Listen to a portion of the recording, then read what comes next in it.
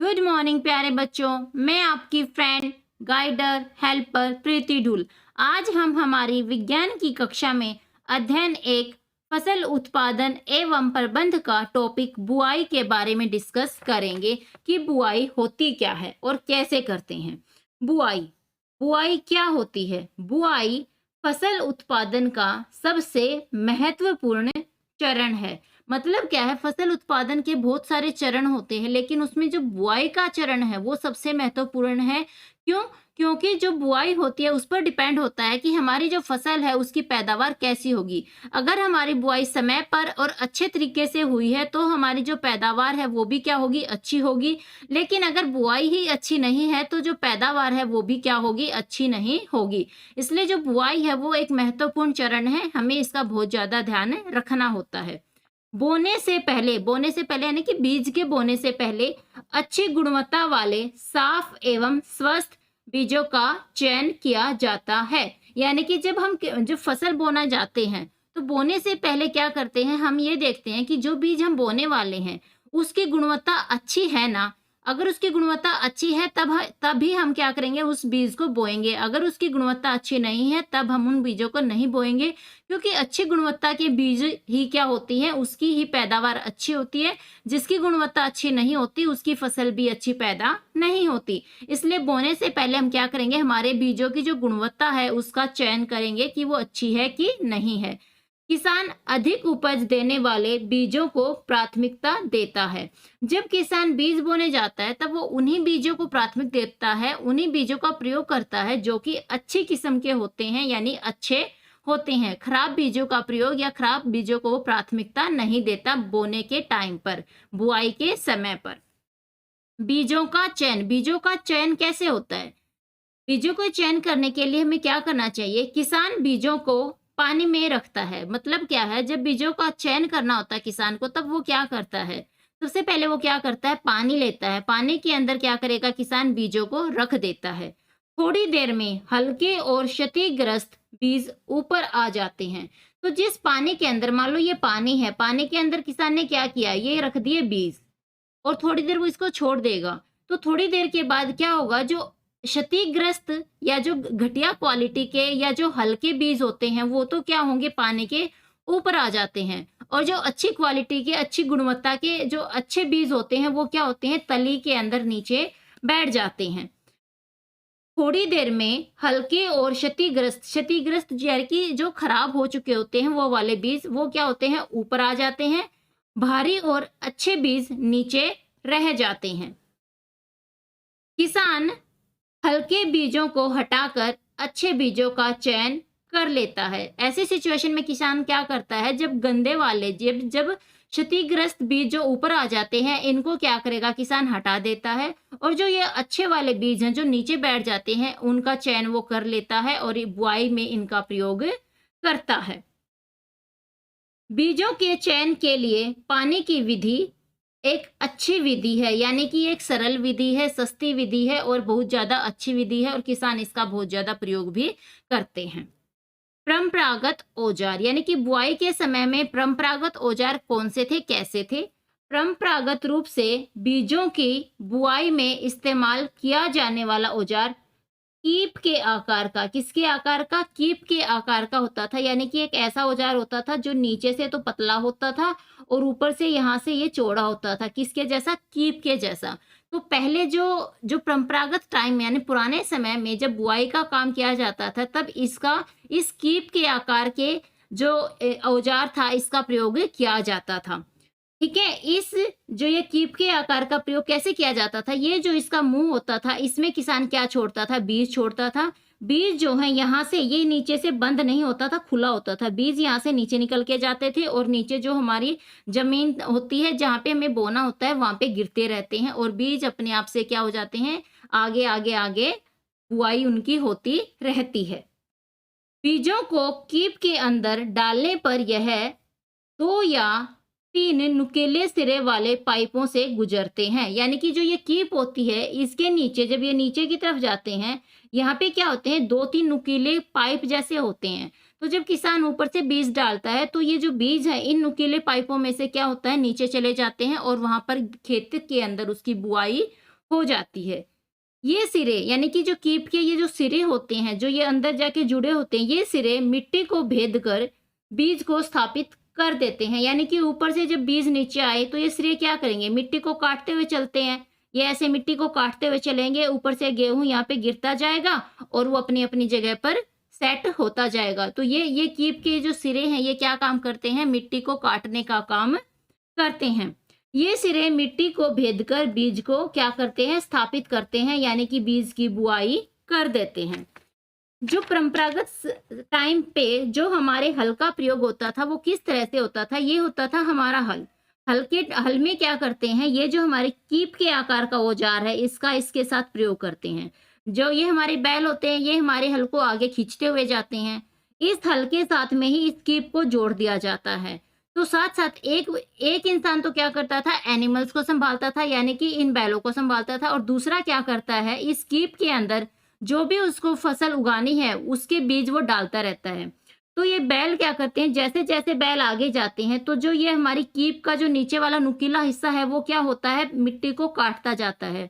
और ऊपर से जो किसान बीज डालता है वो बीज क्या होते हैं, नीचे गिरते जाते हैं, फिर ये आगे जाएगा बीज उसके पीछे गिरते जाते हैं। ऐसे ऐसे क्या होती है, बुआई होती रहती थी पहले के समय में। तो पहले किसका प्रयोग करते थे, हल के साथ इस कीप का प्रयोग करते थे बुआई करने में। सीड ड्रिल क्या है, ये नया आधुनिक तरीका है। आजकल बुआई के लिए ट्रैक्टर द्वारा संचालित सीड ड्रिल का उपयोग होता है। यानी कि पहले तो होता था हमारी कीप का, लेकिन आजकल कीप का प्रयोग हम नहीं करते। आजकल हम किसका प्रयोग करते हैं, सीड ड्रिल का। किसका प्रयोग करते हैं, सीड ड्रिल का प्रयोग करते हैं बुआई के समय में। इससे बीजों में दूरी व गहराई समान बनी रहती है। इसके कारण क्या होता है, जो हमारे बीज हैं जो नीचे गिरते रहते हैं उसमें जो दूरी है वो इक्वल बनी रहती है, एक जैसी समान बनी रहती है, और जो उसकी गहराई होती है वो भी समान होती है। लेकिन जो जो हम पहले कीप का प्रयोग करते थे उसमें क्या था, दूरी जो होती थी गेहूं के बीच में, यानी कि जो हमारे बीज होते थे उनके बीच में वो इक्वल नहीं होती थी। कहीं पर ज्यादा गिर जाते थे, कहीं पर कम गिर जाते थे, और उसकी गहराई भी एक जैसी नहीं होती थी। कहीं पे गहराई ज्यादा हो जाती थी तो कहीं पर कम हो जाती थी। इसीलिए आजकल इनका प्रयोग नहीं करते।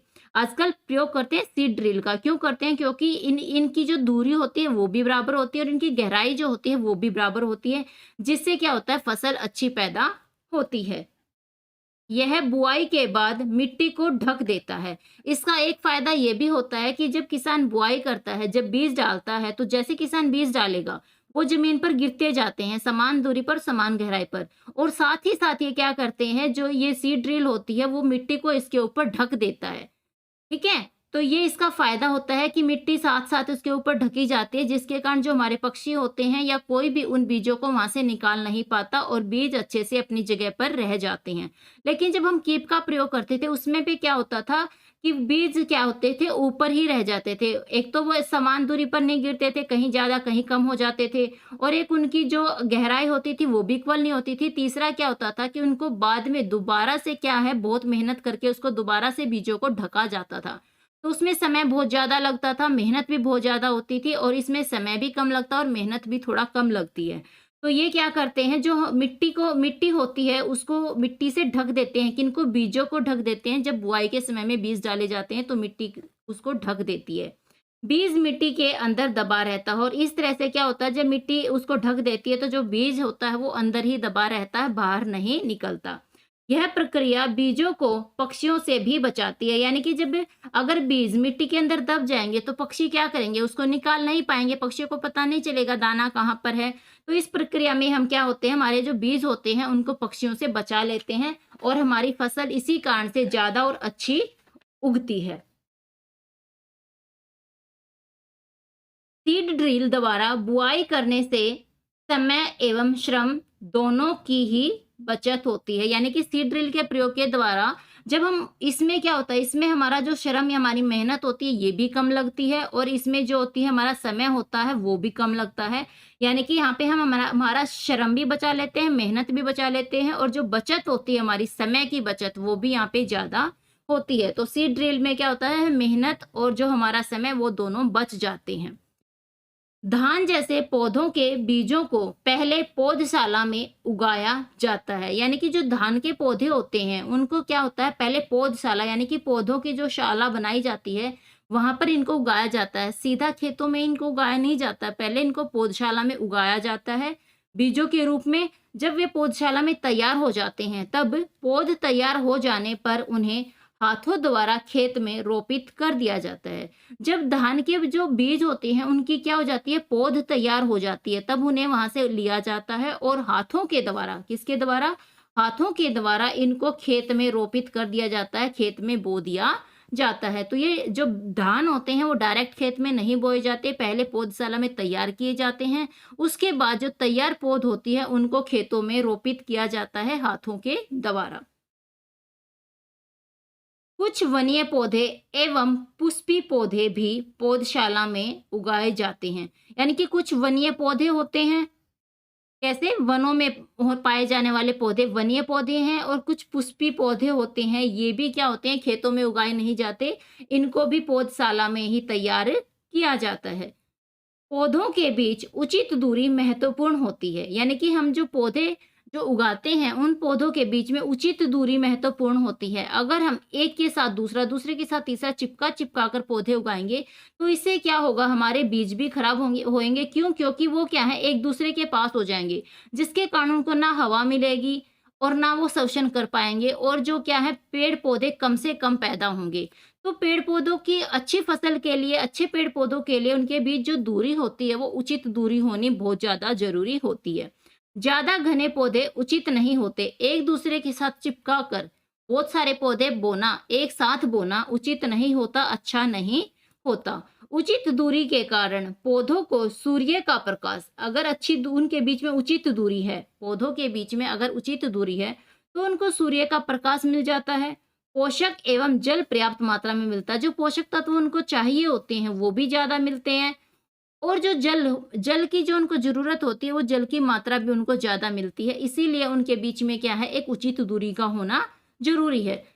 एक दूसरे के पास पेड़ पौधों को उगाना नहीं चाहिए। अधिक घनेपन को रोकने के लिए कुछ पौधों को निकाल कर हटा दिया जाता है। अगर हमें ये लगे कि एक ही जगह पर बहुत ज्यादा पेड़ पौधे उग गए हैं, यानी कि एक दूसरे के साथ साथ बहुत ज्यादा पेड़ पौधे हो गए हैं, तो हमें क्या करना होता है, हम उनके बीच में से क्या करते हैं, दूसरे पेड़ पौधों को निकाल देते हैं और एक बीच में उचित दूरी, उचित गैप बना देते हैं।